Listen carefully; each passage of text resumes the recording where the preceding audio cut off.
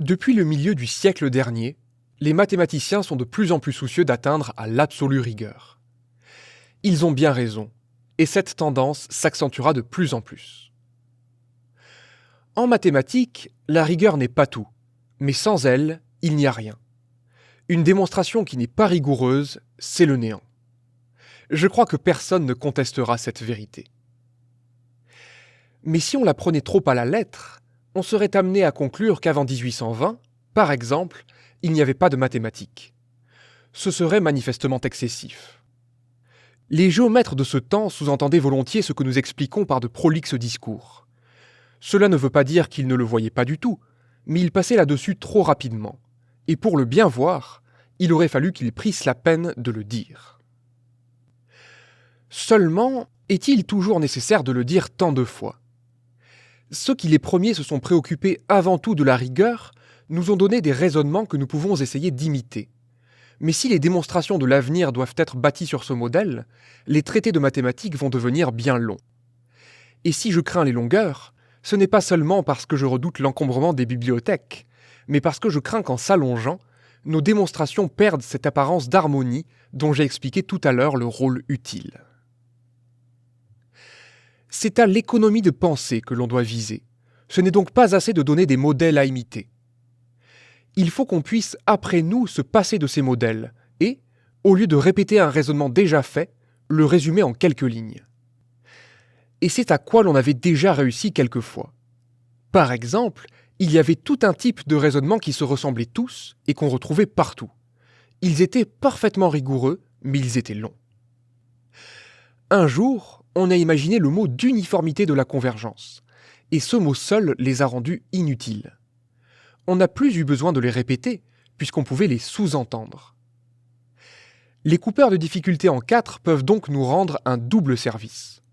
C'est d'abord de nous apprendre à faire comme eux au besoin, mais c'est surtout de nous permettre le plus souvent possible de ne pas faire comme eux, sans pourtant rien sacrifier de la rigueur.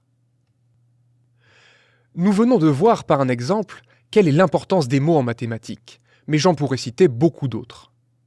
On ne saurait croire combien un mot bien choisi peut économiser de pensée, comme disait Mach. Je ne sais si je n'ai pas déjà dit quelque part que la mathématique est l'art de donner le même nom à des choses différentes. Il convient que ces choses, différentes par la matière, soient semblables par la forme, qu'elles puissent, pour ainsi dire, se couler dans le même moule. Quand le langage a été bien choisi, on est tout étonné de voir que toutes les démonstrations, faites pour un objet connu, s'appliquent immédiatement à beaucoup d'objets nouveaux. On n'a rien à y changer, pas même les mots, puisque les noms sont devenus les mêmes. Un mot bien choisi suffit le plus souvent pour faire disparaître les exceptions que comportaient les règles énoncées dans l'ancien langage. C'est pour cela qu'on a imaginé les quantités négatives, les quantités imaginaires, les points à l'infini, que sais-je encore. Et les exceptions, ne l'oublions pas, sont pernicieuses parce qu'elles cachent les lois. Eh bien, c'est l'un des caractères auxquels on reconnaît les faits à grand rendement. Ce sont ceux qui permettent ces heureuses innovations de langage. Le fait brut est alors quelquefois sans grand intérêt. On a pu le signaler bien des fois sans avoir rendu grand service à la science. Il ne prend de valeur que le jour où un penseur mieux avisé aperçoit le rapprochement qu'il met en évidence et le symbolise par un mot. Les physiciens, d'ailleurs, agissent absolument de même. Ils ont inventé le mot d'énergie, et ce mot était prodigieusement fécond, parce que lui aussi créait la loi en éliminant les exceptions, parce qu'il donnait le même nom à des choses différentes par la matière et semblables par la forme. Parmi les mots qui ont exercé la plus heureuse influence, je signalerai ceux de groupe et d'invariant.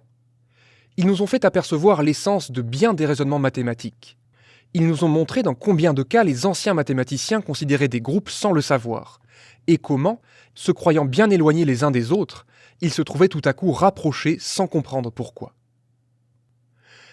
Nous dirions aujourd'hui qu'ils avaient envisagé des groupes isomorphes. Nous savons maintenant que dans un groupe, la matière nous intéresse peu, que c'est la forme seule qui importe, et que quand on connaît bien un groupe, on connaît par cela même tous les groupes isomorphes. Et grâce à ces mots de groupe et d'isomorphisme, qui résument en quelques syllabes cette règle subtile et la rendent promptement familière à tous les esprits, le passage est immédiat et peut se faire en économisant tout effort de pensée. L'idée de groupe se rattache d'ailleurs à celle de transformation. Pourquoi attache-t-on tant de prix à l'invention d'une transformation nouvelle ? Parce que d'un seul théorème, elle nous permet d'en tirer 10 ou 20. Elle a la même valeur qu'un zéro ajouté à la droite d'un nombre entier. Voilà ce qui a déterminé jusqu'ici le sens du mouvement de la science mathématique, et c'est aussi bien certainement ce qui le déterminera dans l'avenir.